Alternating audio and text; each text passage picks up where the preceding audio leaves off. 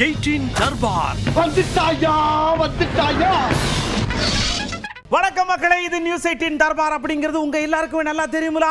வாங்க நேரத்தை கொஞ்சம் கூட வேஸ்ட் பண்ணாம நிகழ்ச்சிக்குள்ள சரக்குன்னு போயிருவோம். இப்போ நம்ம செம சினிமாக்குள்ள போறோம். நாகப்பட்டினம் இருக்குல்ல, அங்க கீழ்வேலூர்னு ஒரு இடம் இருக்கு.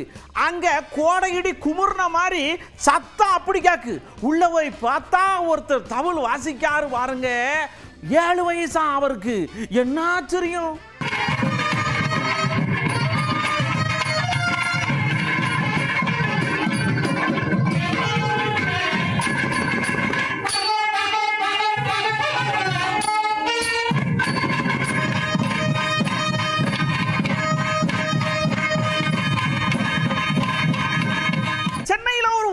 கரை உரண்டு ஓடுது. மழை வெஞ்சிருக்கான்னு கேட்கலா? இல்ல, மழலையர்கள் பட்டாளங்கள் ஊர கவர்மெண்ட் ஸ்கூலை நோக்கி வருதுங்க.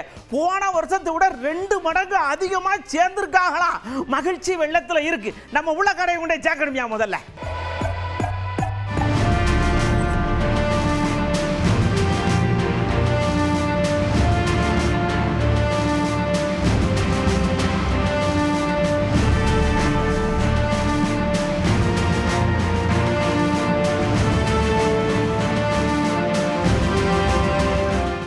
பாருங்க, எந்த விதத்திலையும் அந்த பேர் இருக்கப்படாது, எந்த விதத்திலையும் அந்த நாட்டோட இது இருக்கப்படாது. அதனால மைசூர் பாகு, பாகுனா அது வருதே அப்படின்னா பார்க்குன்னு வச்சிருவோம், பாரத்னு வச்சிருவோம் சொல்லி மைசூர் பாரத் அப்படிங்கிற மாதிரி யோசிச்சு வச்சிருக்காங்க. இனிப்புல இனிமே மைசூர் பாரத்னு தான் கேட்டு வாங்கணும் போல் இருக்கு. அப்பதான் தருவாங்க.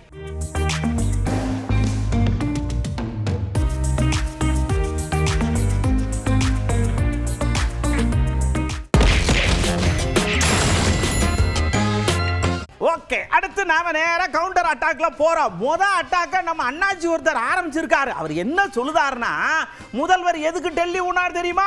நான் கண்டுபிடிச்சிருக்கேன். அவர் நிதி கேட்கலாம் போல வேற ஒரு ஜோலியா போயிருக்காரு. அது என்னன்னு நான் சொல்ல மாட்டேன், நீங்களே கண்டுபிடிச்சுக்கங்கன்னு பூடகமா சொல்லிட்டாரு ஆர்பி உதயகுமார் ஐயா. ஏன் 3 வருஷம் போல அதுக்கு பதில் சொல்லிட்டு பிளைட் ஏறணுமா வேணாமா? தன்மானம் உள்ள, மானம் உள்ள, யோக்கியம் உள்ள, திராணி உள்ள முதலமைச்சர் 3 ஆண்டுகள் ஏன் நிதி ஆய்வு கூட்டத்தை புறக்கணிச்சாரு? அவருக்கு ஜன்னி காய்ச்சல் வந்துருச்சா? இல்ல ஞாபக மருதி வந்துருச்சா? என்ன காரணம் சொல்லுங்க, பத்திரிகையாளராவது சொல்லுங்க. அவர் தான் சொல்ல மாட்டாரு. இல்ல அவங்க கொத்தடிமையா இருக்கிற அமைச்சரையாவது சொல்லுங்க. அப்ப சந்தேகம் வருது இல்ல, யார் அந்த தம்பி, யார் அந்த தியாகி, யார் அந்த சாரு, யார் அந்த விஐபி? அதனால போறாரு தலைவரை. அவரு நாட்டு மக்களுக்காக போல, தன் வீட்டு மக்களுக்காக போறாரு. நான் பகிரங்கமா குற்றம் சாட்டுறேன். அடுத்து நம்ம அண்ணன் சர்ன்னு வந்தாங்க. உள்ள வந்து எங்களை ஏயா கண்டுக்க மாட்டீங்க, ஏயா உங்களுக்கு எவ்வளவு சொன்னாலும் ஏன் புரிய மாட்டேங்குது? அதிமுக திமுகவுக்கு என்ன வித்தியாசம்? அதான் வித்தியாசம். மற்றபடி இவங்க செய்யறது தான் அவங்க செய்யறாங்க, அவங்க பண்ற தப்ப தான் இவங்க பண்றாங்க, இவங்க பண்றது அவங்க கேட்கறதுல அவங்க பண்றது இவங்க கேட்கறதுல முன்னாடி ஓட பின்னாடி ஓட. ஐயா, மாற்றுக்கு எங்களை தேர்ந்தெடுங்கயான்னு கெஞ்சாத குறையா கெஞ்சுறார். திமுகவுக்கு எது எதிர்கட்சி? கருத்தியலா கோட்பாட்டு அளவில் எது எதிர்கட்சி? ஏடிஎம்கே எதிர்கட்சியா? கட்சியில கொள்கை மாற்று என்ன? திமுக ஒரு கொள்கை வச்சிருக்குது. அதே ஊழல், லஞ்சம், பசி, பஞ்சம், கொலை, கொள்ளை, இருட்டு, திருட்டு, இதுதானே முறையற்ற நிர்வாகம், மணல் கொள்ளை, மலை கொள்ளை, வழக்கொள்ளை. இதுல என்ன ஏடிஎம்கேக்கு என்ன வேறுபாடு கண்டுட்டீங்க? சரி, பாரதிய ஜனதா காங்கிரஸ் என்னதான் கொள்கை வேறுபாடு கண்டுட்டீங்க? கொடிகள் வேறு வேறா இருக்கு, கொள்கை வேற இருக்கா? அப்புறம் மாற்றுன்னா எது மாற்று? இதை நம்பி ஏமாறுறது பெருத்த ஏமாற்று. நம்ம அண்ணன் இன்னொரு விஷயத்தை சொல்லியிருக்காரு. இந்த முதலமைச்சர் எதுக்கு டெல்லி உணார் தெரியுமா? ரெய்டு வரப்போகுது, அதை முன்கூட்டியே போய் தடுத்துடலாம்னு தான் போயிருக்காருன்னு எப்படியோ இவருக்கு விஷயம் கசிஞ்ச மாதிரியே சொல்றார். நம்மளுடைய எல்லா வரியும் எடுத்துக்கிட்டு பேரிடர் காலங்களில் அவசியப்பட்ட நிதி உதவி தேவைப்படுற காலங்களில் கூட அவங்க உதவலைங்கிற கருத்தை தேர்தல் நேரத்தில் மக்கள்கிட்ட எடுத்துட்டு இப்ப பேசி என்ன எடுத்துட்டு போக வேண்டியது யாரு? திமுக. 3 நிதி ஆய்வு கூட்டத்துக்கு போகாத முதல்வர் இப்ப ஏன் போறாரு? 3 ஆண்டுகளா வர முடியாது, இப்ப ஏன் போறாரு? அவர்கிட்ட தான் கேட்கணும். நீங்க ஈடி ரைடு வந்தா ஓடி போய் மோடியை பார்த்துருவீங்க. என்ன சொல்றதுக்கு இருக்கு சொல்லுங்க. பயம் அவங்களுக்கு. அப்பேற்பட்ட பெருமன்னனின் பேரங்க, எங்க பரம்பரைக்கே பயம் கிடையாது. அடுத்து நம்ம மதுரை எம்பி ஐயா இருக்காங்கல்ல, அவங்க கொஞ்சம் கடுப்புல இருக்காங்க. என்னன்னா, நாங்க கீழடியில தோண்டி தோண்டி தோண்டி தமிழுடைய பெருமையெல்லாம் எடுத்து மேல அனுப்பிச்சா அவங்க அப்படியே ரிட்டர்ன் அனுப்புறாங்க. கொஞ்சம் கூட பார்க்க மாட்டீங்களா? தமிழர்னா உங்களுக்கு அவ்வளவு இலக்காரமா போச்சா? எங்களுடைய தொன்மையை பத்தி நீங்க என்ன நினைச்சுக்கிட்டு இருக்கீங்கன்னு கோபமா கேட்கார். தமிழிசை அவர்கள் சொல்லியிருக்காங்க, கீழடிக்கு நிதி ஒதுக்கியதே வந்து பாஜக தானே அப்படின்னாங்க. அது உண்மைதான். நிதி ஒதுக்குனது, முதல் ஆண்டு நிதி ஒதுக்குனது நீங்கள் தானே, அடுத்த ஆண்டு நிதியை நிறுத்தினது யார்? நீங்கள் தானே. ஏன் நிறுத்துனீங்க? அதான கேள்வி. அதாவது நிதியை ஒதுக்கிட்டு ஆராய்ச்சியில் இவ்வளவு கிடைக்கலன்னா நிறுத்தலாம், இவ்வளோ கிடைக்கிறப்ப ஏன் நிறுத்துனீங்க? ஏன்னா நீங்கள் நிதி ஒதுக்கி மூலம் நடந்த ஆய்வில் கண்டுபிடிக்கப்பட்ட உண்மை நீங்கள் சொல்லி கொண்டு இருக்கிற அரசியலுக்கு நேர் எதிராக இருக்குது. எனவே உங்களால் அந்த அரசியலை வந்து மறைக்க முடியல. இப்போ நீங்கள் வந்து உங்களுடைய அரசியலின் பக்கம் நிற்கிறீங்களா அல்லது உண்மையின் பக்கம் நிற்கிறீங்களான்னு கேள்வி வருது. பாஜக ரொம்ப தெளிவாக முடிவெடுக்குது, நாங்கள் பேசுகிற இந்துத்துவான அரசியல் பக்கம் நிற்போம், எனவே இந்த உண்மையை இல்லை என்று ஆக்குவோம். அதனால தாங்க இவ்வளோ விடாப்பிடியான போராட்டம். அமர்நாத் ராமகிருஷ்ணன் நீங்கள் அசாமுக்கு அனுப்புறீங்க, எழுத விடாமல் செய்கிறீங்க, நீதிமன்றத்தில் ஒரு பதில் சொல்கிறீங்க, இவ்வளவு பெரிய போராட்டம் எங்கே இருந்தது? ஒரு தாங்கள் கண்டுபிடித்த ஒரு இடத்தை, ஒரு அவ்வளவு பெரிய உண்மையிலே வந்து நீங்கள் சிந்துவெளி ஆய்வை போன்று அவ்வளவு ஆதாரங்கள் இருக்கிற ஒரு மேடை கண்டுபிடிச்சிருக்கீங்க. வரலாற்றில் இதுவரை இல்லாத ஒரு இந்த கண்டுபிடிப்பை வந்து உலகளாவின விஷயமாக மாற்றி இருக்க வேண்டியது வந்து ஒன்றிய அரசினுடைய தொல்லியல் துறை. ஆனால் அது வந்து ஒன்றுமே இல்லாமல் ஆக்கணும் அப்படின்னு சொல்லுகிற இடம் எங்கிருந்து வருது அப்படின்னா, அதான் நான் சொன்னேன். தமிழர்களினுடைய தொன்மைக்கும் கீழடியினுடைய உண்மைக்கும் எதிராக ஒரு நிலையெடுத்து இவர்கள் செயல்படுகிறார்கள். அவர்கள் அம்பலமாவது மட்டும்தான் இதில் நடக்கும். அடுத்து இதுக்கு பதில் சொல்ற மாதிரியே நம்ம அக்கா வந்தாங்க. ஐயா வெங்கடேஷ் ஐயா, நீங்க இதுக்கு கோபப்பட வேண்டிய அவசியமே இல்லை. மத்திய அரசு எது செஞ்சாலும் அதுல ஒரு உள்நோக்கம் இருக்கும், அதை நீங்க புரிஞ்சுக்கணும் அப்படின்னு சொல்றாங்க. ஆனா அந்த உள்நோக்கம் தான் எதுன்னு தெரியல. பாரதிய ஜனதா கட்சி தலைவர்கள் என்றுமே தமிழ் தொன்மையானது என்பதை மறுக்கவே இல்லை. இன்னும் சொல்ல போனால் வசுதேவ குடும்பத்தை சொல்வதற்கு முன்னாலேயே அவர் யாதும் ஊரே யாவரும் கேளிரை பற்றித்தான் சொன்னார். ஐநா சபை வரைக்கும் தமிழை ஒலிக்க செய்திருக்கிறார். ஆக இவ்வளவு நல்லது செய்து கொண்டிருக்கிற பிரதமரை, தமிழ் மீது ஆர்வம் கொண்டிருக்கின்ற பிரதமரை, பாரதியின் பெயரில் தமிழ் இருக்கையை இந்து பல்கலைக்கழகத்தில் ஏற்படுத்திய பிரதமரை, தனது தொகுதியான வாரணாசியிலே ஏற்படுத்திய பிரதமரை, ஆக இவ்வளவு தமிழுக்காக தனது ஆர்வத்தை காட்டிக் கொண்டிருந்த பிரதமரின் கீழ் உள்ள அரசு கீழடியை உதாசீனப்படுத்துகிறது என்றும் அதனால் தமிழின் தொன்மையை மக்களுக்கு உணர்த்த மறுக்கிறது என்று சொல்வதும் அப்பட்டமான பொய். யாயோ அங்கிருந்து இங்க வாயான்னு சொல்லி சிவகங்கையில கூட்டா என்னன்னு பார்த்தா, கண்ணீர்கள் ஆட்டத்தை விட காளையர்களின் ஓட்டம் எவ்வளவு சொர்க்கம் வாய்ந்ததுன்னு பாரியானாங்க. உண்மையிலேயே இதை விட இது கொஞ்சம் பெட்டரா தான் இருக்கு.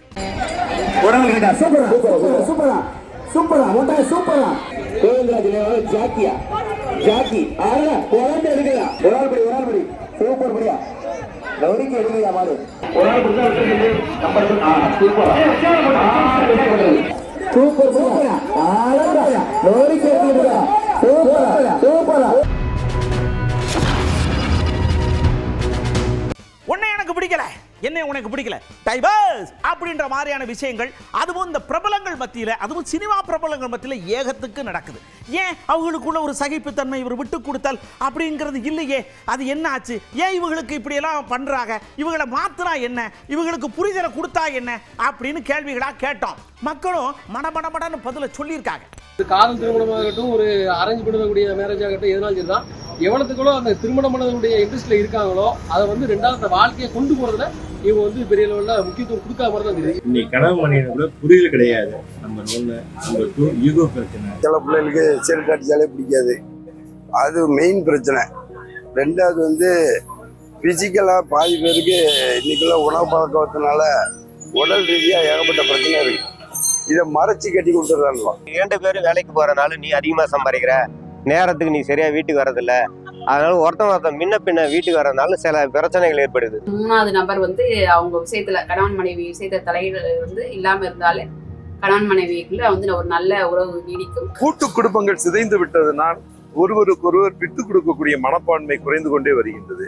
முதல்ல எந்த ஒரு இதா இருந்தாலும் அவங்க 2 பேருமே மனசு விட்டு பேசணும். இந்த பேசாத காரணம் தான் இங்க அதிகமா சண்டை வருது. என்னதாலும் அவங்களுக்குள்ள அனுசரிச்சு போனாங்கன்னா விவகாரத்து வரைக்கும் போய் கூட 2 பேரும் சேர்ந்து வாழ நல்லபடியா இருக்கலாம். குழந்தைகளோட எதிர்கால நலன் கருதியாவது 2 பேரும் ஒருத்தருக்கு ஒருத்தர் புரிஞ்சுக்கிட்டு நடந்துக்கிட்டாங்கன்னா விவாகரத்துன்றதே இருக்காது. கோயில்ல திருமணங்கள் நடத்தப்பட்டாலும் அதனுடைய விவாகரத்து எல்லாமே நீதிமன்றத்துல பல்லாயிரக்கணக்கான வழக்குகள் தினசரி பதிவாயிட்டு கொண்டிருக்கு. கோர்ட்டுக்கு போறது, அந்த விவகாரத்தை நோட்டீஸ் பண்றது, இதெல்லாம் வந்து மிகப்பெரிய தப்பு. பெற்றோர் குழந்தைகளோடு தன்னுடைய வாழ்க்கை சுமைகளை பகிர்ந்து கொள்வதில்லை. பெற்றோர்கள் வந்து தன் மகள் தவறு செய்திருந்தாலும் மகன் தவறு செய்திருந்தாலும் அவங்களுக்கு சரியான ஒரு வழிகாட்டுதலா இருக்கணும். இருவரும் கணவன் மனைவி இருவரும் சேர்ந்து இணைந்து பயணித்தால் அந்த வாழ்க்கை பயணம் நன்றாக இருக்கும். அடுத்து பாருங்க, நாம 1000 தான் கரடியா கத்துனாலும் உசாரையா உசாரு ஓரஞ்சார உசாருன்னு சொன்னாலும் கேட்க மாட்டேங்காங்களே. குஜராத்தில் ஒரு பசங்க 2 வீலர் எதுக்கு உட்காந்து டர்ன்னு போறதுக்கு, அதுல போய் ஸ்டண்ட் பண்றேன் டிண்டு பண்றேன்னு சொல்லி கடைசியில் போலீஸில் மாட்டிக்கிட்டு அவதிப்படுறாங்க. இங்க 4 பேர். தயவு செஞ்சு இந்த மாதிரி 2 வீலர்ல பண்றதை நிறுத்திக்கங்கப்பா.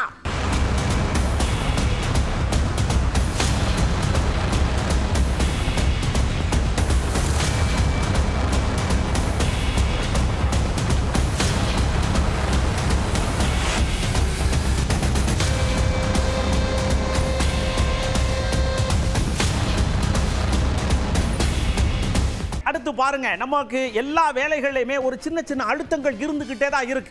அந்த அழுத்தத்தை போக்குறதுக்கு வாய் விட்டு சிரிச்சா நோய் விட்டு போகும்னு சொல்லுவாங்க இல்லையா? நம்ம தர்பாரை பாருங்க, கண்டிப்பா உங்களுக்கு நோயே வராது, சிரிச்சுக்கிட்டே இருக்கலாம். இப்படிதான் திண்டுக்கல்ல ஒருத்தர் பஸ் ஓட்டிகிட்டே போயிருக்கார். துடிரு மாரடைப்பு ஏற்பட்டு போச்சு. நல்ல வேளை அந்த கண்டக்டர் டக்குன்னு சமயோஜமா யோசிச்சு சடக்குன்னு குனிஞ்சு பிரேக்கை போட்டு இதாச்சு. ஆனா பாவம் டிரைவர் இறந்துட்டாரு. தயவு செஞ்சு உங்க உடல் நிலையில ரொம்ப அக்கறை எடுத்துக்கங்க. ரொம்ப சர்வசாதாரணமா உடல் நிலையை நினைச்சிடாதீங்க. இன்னைக்கெல்லாம் சின்ன சின்ன ஆளுகளுக்கெல்லாம் ஹார்ட் அட்டாக் வருதுங்க. தயவு செஞ்சு சிரிங்க வாய் விட்டு.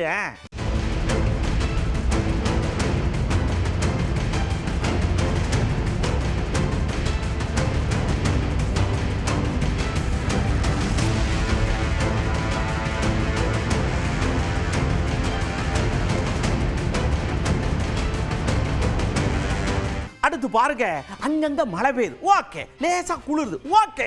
ஆனா வெயில் பிச்சு எடுக்கல, முதுகுல உரிக்குது. குடிக்க தண்ணி கிடைக்க மாட்டேங்குது. சில பேர்லாம் கிணத்துக்குள்ள அந்தர்பல்ட்டி அடிச்சு தண்ணி எடுக்க. ஆனா மேட்டுப்பாளையத்தில் குடிநீர் குழாய் உடைச்சு பீறிட்டு அடிக்கி தண்ணி சர்ரு சர்ரு சர்ருன்னு மக்கள் எல்லாம் மறுகிறாங்க. அதிகாரியை கொஞ்சம் வேகமா போய் அடைச்சு விட்டீங்கன்னா நல்லா இருக்கும்னு சொல்றாங்க. போய் அடைச்சு விடுங்கய்யா.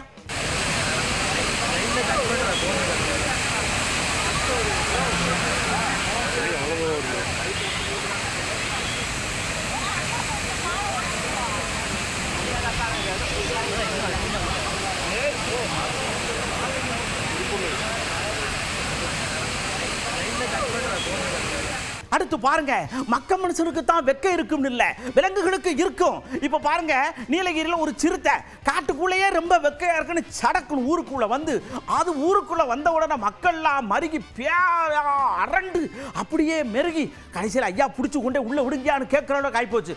அதனால அங்கனக்குள்ள இருக்கிற மக்கள்லாம் சூதானமா இருங்க. சடக்குன்னு கோபப்பட்டு மேல பாஞ்சிட போகுது.